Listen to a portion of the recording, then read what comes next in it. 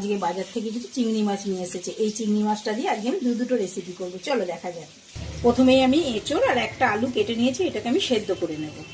এইদিকে আমি কাঁচা লঙ্কা, আদা, রসুন, পেঁয়াজ, টমেটো এটাকে ভালো করে মিক্সিতে পেস্ট করে নেব।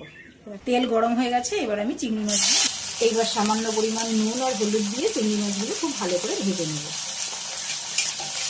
চিংড়ি মাছগুলো ভালো করে ভাজা হয়ে গেছে, এবার আমি এগুলোকে তুলে নেব। আমি এঁচোড় আলুগুলো সেদ্ধ করে নিয়েছি, এবার এঁচোড় আলুগুলোকে ভালো করে ম্যাশড করে নেব এর সাহায্যে। যেহেতু গরম তাই আমি এর সাহায্যে ম্যাশড করে নেব, তোমরা হাতের সাহায্যে করতে পারো। তেল গরম হয়ে গেছে, কড়াতে দিয়ে দেবো কুচনো পেঁয়াজ। পেঁয়াজটা হালকা ভেজে নিয়েছি, এবার দিয়ে দেবো বেটে রাখা চিংড়ি মাছ। এবার এর মধ্যে আমি দিয়ে দেবো পেঁয়াজ, রসুন, আদা, কাঁচা লঙ্কার একটা পেস্ট, দিয়ে দেবো নুন আর হলুদ দিয়ে এটাকে ভালোভাবে কষে নেব। মশলাটা ভালো করে কষানো হয়ে গেছে, এবার দিয়ে দেবো সেদ্ধ করে রাখা এঁচোড় আর আলুটা। দিয়ে দেবো একটু গুঁড়ো গরম মশলা, কালারের জন্য দেবো একটু কাশ্মীরি লঙ্কার গুঁড়ো। এটাকে ভালো করে কষিয়ে নেব। এটা দেখো খুব ভালো করে টানানো হয়ে গেছে, এবার আমি এটাকে নামিয়ে ঠান্ডা করে নেব। একটু তেল মাখিয়ে নেব।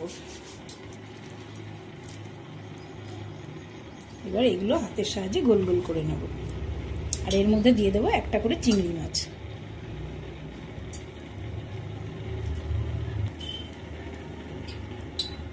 দিয়ে এইভাবে এগুলোকে আমি গোল গোল করে এই দেখো সব বলগুলো আমার করা হয়ে গেছে।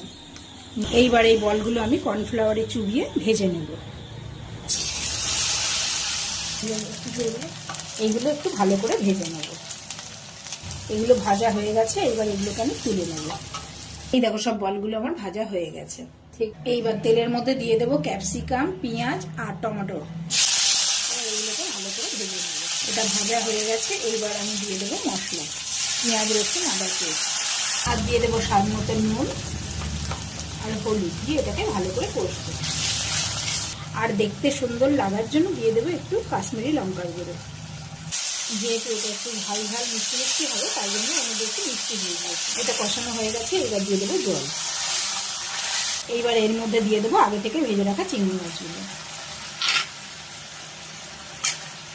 এবার এর মধ্যে দিয়ে দেবো একটুখানি টমেটো সস, একটুখানি ঘি, আর দিয়ে দেবো গরম মশলার গুঁড়ো। এবার এটাকে ভালো করে নেড়ে নেব। এবার এর মধ্যে দিয়ে দেবো ভেজে রাখা এই বলগুলো, হালকা হাতে নেড়ে নেব। ওপর দিয়ে দিয়ে দেবো সামান্য পরিমাণ তেল। এটা দিয়েছি পুরোপুরি দেখতে সুন্দর লাগার জন্য, তোমরা দিতেও পারো নাও দিতে পারো। এই দেখো ফ্রেন্ডস, তৈরি আমার গরম গরম এঁচোড় চিলি বল। এইটা খেতে কিন্তু দুর্দান্ত হয়, তোমরা এইভাবে ট্রাই করো, আশা করি তোমাদের খুব ভালো লাগবে।